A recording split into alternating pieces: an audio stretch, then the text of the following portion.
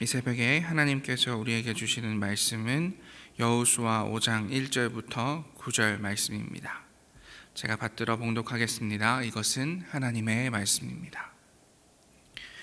요단 서쪽에 아모리 사람의 모든 왕들과 해변의 가나안 사람의 모든 왕들이 여호와께서 요단 물을 이스라엘 자손들 앞에서 말리시고 우리를 건너게 하셨음을 듣고 마음이 녹았고 이스라엘 자손들 때문에 정신을 잃었더라. 그때 여호와께서 여호수아에게 이르시되 너는 부싯돌로 칼을 만들어 이스라엘 자손들에게 다시 할례를 행하라 하시매 여호수아가 부싯돌로 칼을 만들어 할례산에서 이스라엘 자손들에게 할례를 행하니라. 여호수아가 할례를 시행한 까닭은 이것이니 애굽에서 나온 모든 백성 중 남자 곧 모든 군사는 애굽에서 나온 후 광야길에서 죽었는데 그 나온 백성은 다 할례를 받았으나 다만 애굽에서 나온 후 광야길에서 난 자는 할례를 받지 못하였음이라.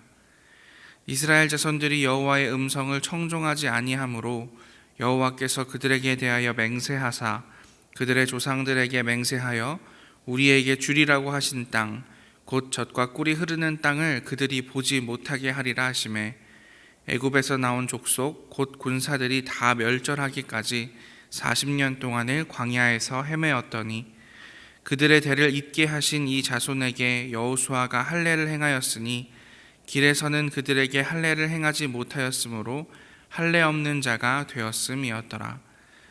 또 그 모든 백성에게 할례 행하기를 마침에 백성이 진중각 처소에 머물며 낫기를 기다릴 때에 여호와께서 여호수아에게 이르시되 내가 오늘 애굽의 수치를 너희에게서 떠나가게 하였다 하셨으므로 그곳 이름을 오늘까지 길갈이라 하느니라. 아멘. 오늘 여호수아 5장 1절부터 9절까지의 말씀을 가지고 기다릴 때라는 제목으로 하나님의 말씀 나누도록 하겠습니다. 여호수아 4장까지 드디어 이스라엘 백성들이 요단강을 건넜습니다. 여호수아 4장에서 저희가 은혜롭게 살펴보았던 부분들은 요단강을 건널 때에 가장 큰 리스크를 감수했던 제사장들, 가장 큰 힘이 들었고 가장 오랫동안 서 있었고 가장 나중에 나온 사람들이 제사장들이었는데 그들에게 어떠한 보상도 주어지지 않았다. 그 대신 그들보다 앞서 지나간 사람들은 어떤 사람들이었냐? 가장 연약한 사람들, 가장 믿음이 적은 사람들, 마음도 힘도 약한 이들이 먼저 지나갔다. 그것이 교회의 방식이고 그것이 교회의 셈법이다 라는 사실을 함께 살펴보았습니다. 이렇게 저렇게 이스라엘 백성들은 전부 요단강을 건넜습니다. 그것도 아무도 이 강을 건너리라고 예상하지 못했던 때, 수위가 높아서 어떤 사람도 제대로 이 강을 건널 수 없다. 특히 한 민족이, 한 부족이 전체가 이 강을 건널 수 있는 때가 아니다 라고 생각되었던 추수할 때에 요단강을 건넜습니다. 그렇다면 이스라엘 백성들이 해야 될 일은 한 가지였습니다. 여리고성으로 재빠르게 진격하는 것이었습니다. 정탐꾼도 보냈고 전쟁을 서둘러야 합니다. 왜냐하면 방금에도 말씀드렸다시피 지금 이 강을 건넜다라는 것은 여리고성을 기습하는 것, 급습하는 것이나 마찬가지였기 때문일 것입니다. 이스라엘에 대한 방비가 부족했을 것이 지금의 현실이었습니다. 아무도 지금은 강을 건너지 못할 거야. 이스라엘 백성이 이 여리고성을 쳐들어온다고 할지라도 그것은 몇 달 뒤나 될 거야. 그때가 돼야지만 수위가 낮아지니까 라고 여리고 사람들은 생각했을 겁니다. 그런데 하나님의 은혜로 이스라엘 백성들은 더 빠르게 누구도 예상하지 못한 때에 요단강을 건너게 됩니다. 기습이나 마찬가지입니다. 그래서 5장 1절은 이렇게 표현하고 있습니다. 우리 함께 읽어보겠습니다. 요단 서쪽에 아모리 사람의 모든 왕들과 해변의 가나안 사람의 모든 왕들이 여호와께서 요단 물을 이스라엘 자손들 앞에서 말리시고 우리를 건너게 하셨음을 듣고 마음이 녹았고 이스라엘 자손들 때문에 정신을 잃었더라. 아멘. 뭐라고 표현하고 있습니까? 아모리 사람들의 모든 왕들과 해변에 가나안 사람들의 모든 왕들이 마음이 녹았고 정신을 잃었다라고 이야기합니다. 기습입니다. 유명한 영화의 대사 중에 이런 게 있죠. 실전은 기세야. 기세입니다. 전쟁에서는 기세가 무엇보다도 중요합니다. 그러니 누구도 예상하지 못한 때에 강을 건넌 이 이스라엘 백성들, 기세 등등한 사람들이 해야 할 일은 무엇이냐면 바로 빠르게 적들을 일망타진하는 것이었습니다. 그런데 5장 8절에 보면 이렇게 이야기합니다. 백성이 진중 각 처소에 머물며 낫기를 기다릴 때에. 그런데 이스라엘 백성들이 나아가지 못했다라고 성경은 이야기하고 있습니다. 그들은 진중에 머물면서 무엇인가가 낫기를 기다리고 있었다라고 이야기하고 있는 것입니다. 전염병이라도 돌았나? 재수도 없지 싶습니다. 그런데 이거 이상합니다. 이거 하나님의 명령 때문이기 때문입니다. 우리 2절과 3절 말씀도 함께 읽어보도록 하겠습니다. 그때 여호와께서 여호수아에게 이르시되 너는 부싯돌로 칼을 만들어 이스라엘 자손들에게 다시 할례를 행하라 하시매 여호수아가 부싯돌로 칼을 만들어 할례산에서 이스라엘 자손들에게 할례를 행하니라. 아멘. 이 요단강을 건너와서 기세를 타고 기습이나 마찬가지인 절호의 찬스를 잡은 이스라엘 백성들에게 하나님께서는 할례를 행하라고 하십니다. 요즘의 언어로 이야기하면 포경수술이죠. 모든 남자들에게, 이스라엘의 모든 남성들에게 포경수술을 행해라 라고 하나님께서 말씀을 하시는 것입니다. 아마 여기 계신 분들은 대부분 포경수술을 해보셨겠지만 이 수술이 굉장히 고통스러운 수술입니다.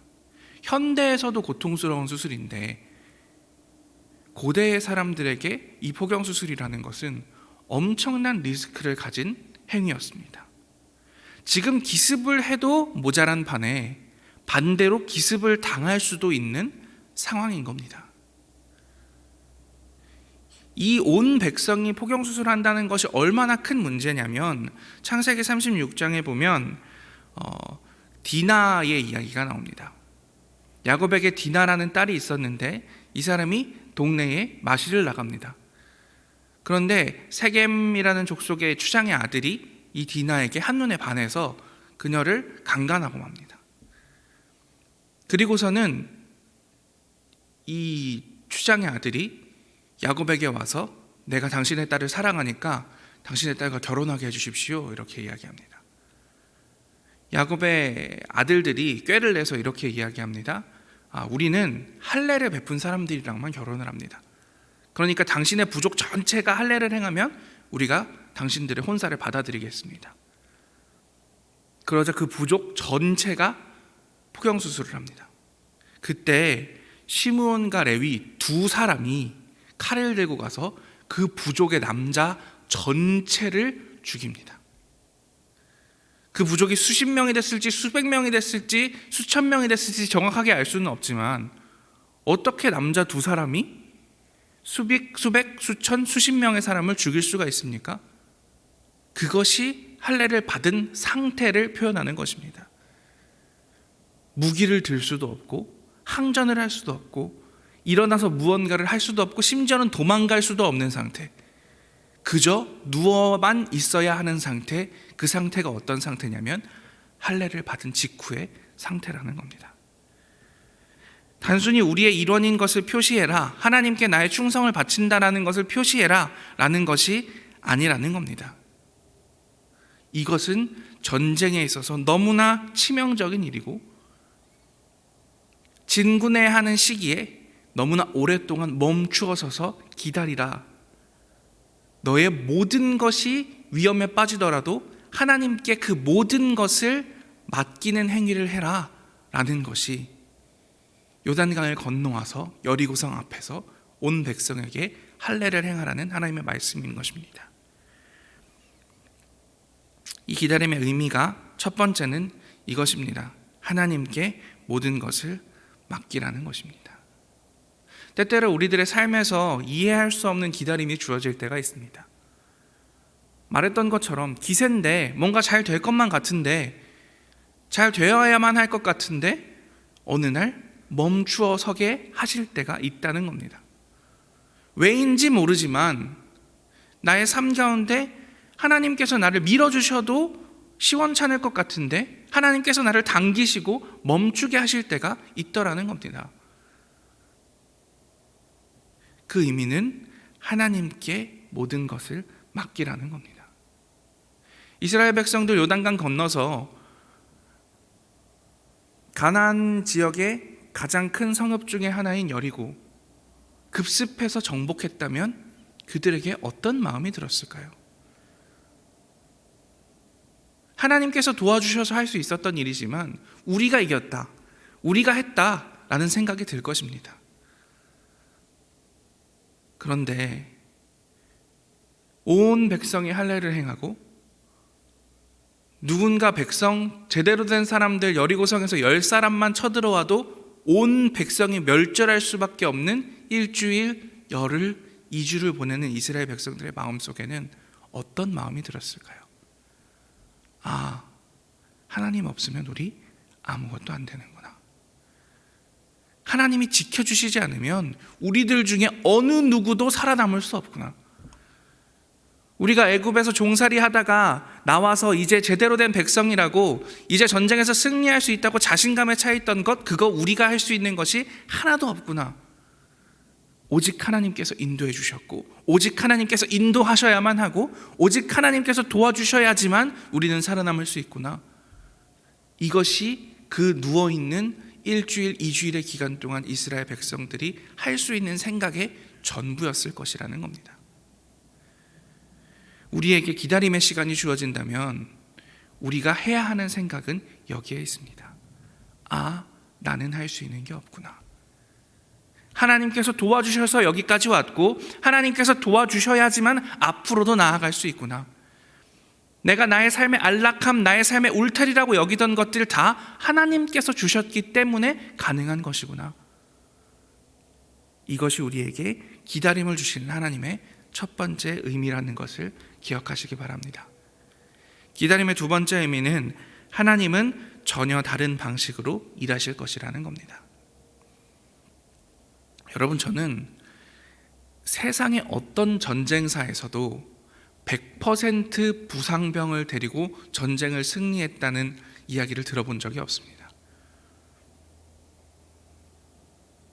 여러분, 온 백성이 할례를 행했다는 것은 무슨 말입니까? 싸울 수 있는 모든 사람이 다 부상병이 된다는 의미입니다.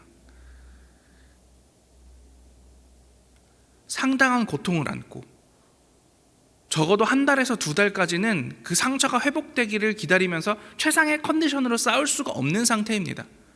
가장 높은 장군부터 가장 낮은 말단의 병사까지 모두가 부상을 안고 있는 상태로 전쟁을 해서 이기는 것, 이것은 하나님께서만 하실 수 있는 방식이고 하나님께서만 보여주실 수 있는 행위라는 것입니다. 이렇게 하는 이유는 무엇입니까? 저는 이것이 하나님께서 자신을 이용하기를 원치 않으시기 때문이라고 생각합니다. 우리의 힘이 있을 때는 우리는 전쟁에 나가면서 우리는 하나님을 의지합니다. 하나님 우리 편이 되실 것입니다. 내가 하나님 편입니다. 라고 이야기하면서 나의 힘으로 무언가를 행하고 그 위에 하나님을 포장하는 경우가 너무나 많습니다. 그런데 하나님께서 그것을 가장 기뻐하지 않으십니다. 그 안의 것까지, 그 안의 내용물까지도 하나님을 의지하는 마음으로 나아갈 때 그것이 진정한 우리의 삶의 열매가 될 수 있다. 전혀 다른 방식, 칼과 창의 싸움이 아닌 전혀 다른 방식, 제국과 돈의 힘의 논리가 아닌 전혀 다른 방식, 그것이 하나님께서 우리에게 요구하는 방식이고 하나님께서 우리에게 자신의 능력과 힘과 성공을 보여주시는 방식이라는 것입니다. 그러니 기다림이 주어지게 될 때 여러분 이것을 기억하시기 바랍니다. 아, 하나님이 나의 온전한 인정을 바라시는구나. 하나님이 내가 이때까지 해왔던 방식과는 전혀 다른 방식을 원하시는구나. 나의 힘이나 나의 능이 아닌 하나님을 의지하는 것을 바라시는구나. 그런 믿음을 가지고 살아가실 수 있는 여러분 모두가 되시기를 간절히 기도하겠습니다. 함께 기도하겠습니다. 하나님, 오늘 여호수아 5장 1절부터 9절까지의 말씀, 요단강을 건넌 이스라엘 백성들에게 할례를 행하라고 말씀하신 하나님의 이야기를 통하여서 우리들의 삶에서 기다릴 때 어떤 마음을 가져야 하는지 함께 살펴보았습니다. 하나님, 저희들에게 역사하여 주시옵소서. 우리의 삶이 혹시나 나의 힘으로 되는 것 같고 나의 능으로 되는 것 같을 때 우리에게도 멈추라고 말씀하여 주시옵소서. 때때로 멈춤을 당하여서 어떻게 할 바를 알지 못할 때에 이 멈춤의 의미가 무엇인지 성령님께서 알려주시옵소서. 그래서 하나님만을 의지하게 하시고 그래서 전혀 다른 방식으로 행동하게 하여 주시옵소서. 그럴 때 하나님의 능력이, 하나님의 역사가 우리들 가운데 있을 줄로 믿습니다. 모든 말씀 예수님 이름으로 기도합니다. 아멘.